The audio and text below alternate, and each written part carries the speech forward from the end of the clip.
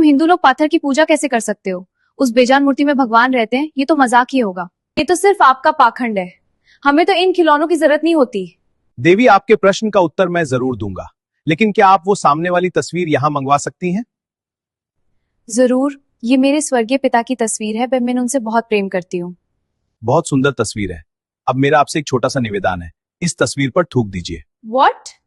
आप क्या कह रहे हैं स्वामी जी? ये मेरे पिता है, मैं इनका अपमान कैसे कर सकती हूँ? इस पर सिर्फ रंग लगे हैं, इसमें न जान है न ये बोल सकता है। इस पर थूकने से आपके पिता को कैसे चोट लगेगी? थूकिए। स्वामी जी, ये सिर्फ कागज नहीं है, ये मेरी पूरी दुनिया है। इस तस्वीर को देखकर मुझे उनका प्यार याद आता है। आप मेरी भावनाओं का मजाक उड़ा रहे हैं। बस देवी, यही बात मैं आपको समझाना चाहता था। जैसे ये तस्वीर सिर्फ कागज है, पर आपके लिए आपके पिता हैं। इस तस्वीर को देखकर आपके मन में प्रेम आता है। बिल्कुल वैसे ही हम हिंदुओं के लिए मूर्ति सिर्फ पत्थर नहीं होती, वो हमारे ईश्वर का प्रतीक होती है। उस मूर्ति के माध्यम से हम उस परम शक्ति को महसूस करते हैं। ये अंधविश्वास नहीं, ये भावनाओं का विज्ञान है। लेकिन मेरे मन में एक और बड़ा सवाल है, अगर बुरा ना माने तो पूछूं? पूछिए देवी।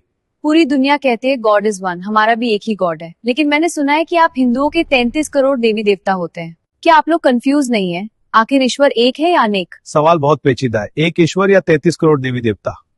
देवी जी, सबसे पहले तो आपका सवाल ही गलत है। हिंदू धर्म में 33 करोड़ देवी देवता नहीं, 33 कोटि देवी देवता है। मतलब मैं कुछ समझी नहीं। हमारे वेदों में लिखा है 33 कोटि देवी देवता। संस्कृत में कोटि शब्द के 2 अर्थ होते हैं। अंग्रेजों ने कोटि का अनुवाद करोड़ कर दिया और मजाक बना दिया। सिर्फ 33 प्रकार? कौन कौन से? सुन लीजिए ध्यान से। 12 आदित्य सूर्य के रूप, 8 वसु प्रकृति की शक्तियां, 11 रुद्र चेतन शक्ति के रूप और 2 अश्विनी कुमार, कुल मिलाकर टोटल 33। ये वो शक्तियां हैं जो दुनिया को चलाती हैं। बाकी सब इन्हीं के अलग अलग रूप हैं। आपकी बात समझ आ गई कि 33 करोड़ नहीं बल्कि 33 कोटि देवता हैं, लेकिन फिर भी 33 ही क्यों? आपका भगवान ऑल इन वन नहीं है? ये एक गंभीर प्रश्न है।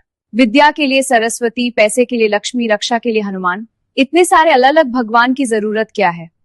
सीधा मुख्य भगवान से बात क्यों नहीं करते? जेनिफर, तुम्हारे देश को कौन चलाता है? हमारे प्राइम मिनिस्टर। तो क्या तुम्हारे प्राइम मिनिस्टर खुद जाकर सड़कों पर झाड़ू लगाते हैं? क्या वो खुद बैंक में बैठकर पैसे गिनते हैं? या खुद स्कूल जाकर बच्चों को ABCD पढ़ाते हैं? क्या इतने सारे काम अकेला प्राइम मिनिस्टर कर लेता है? नहीं, वो तो PM है। काम करने के लिए उनके पास अलग अलग मिनिस्टर्स होते हैं, जैसे education minister, finance minister, defence minister. बस यही लॉजिक है जेनिफर। हमारे परमात्मा एक ही है, वही इस सृष्टि के प्राइम मिनिस्टर है। लेकिन इतनी बड़ी सृष्टि को सिस्टमैटिक तरीके से चलाने के लिए उसने अलग अलग विभाग बांट रखे हैं। जैसे अगर तुम्हें नॉलेज चाहिए तो एजुकेशन मिनिस्टर के पास जाओ, यानी माँ सरस्वती। अगर धन चाहिए तो फाइनेंस मिनिस्टर के पास जाओ, यानी माँ लक्ष्मी। अगर सुरक्षा चाहिए तो डिफेंस मिनिस्टर यानी हनुमान जी, और अगर बारिश चाहिए तो वाटर मिनिस्टर यानी इंद्रदेव। ओह, तो ये सब एक गवर्नमेंट सिस्टम की तरह काम करता है। बिल्कुल। हम अलग अलग देवताओं की पूजा इसलिए करते हैं ताकि उस विशेष शक्ति का लाभ ले सके। लेकिन याद रखना जेनिफर, मिनिस्टर कोई भी हो, पावर उसी एक परमात्मा से आती है। वाओ, इतना ऑर्गेनाइज सिस्टम। आज समझ आया कि सनातन धर्म सिर्फ आस्था नहीं, पूरा मैनेजमेंट सिस्टम है। ईश्वर एक है लेकिन उसकी शक्तियां अनेक हैं। सही चैनल चुनिए, अर्जी जल्दी सुनी जाएगी।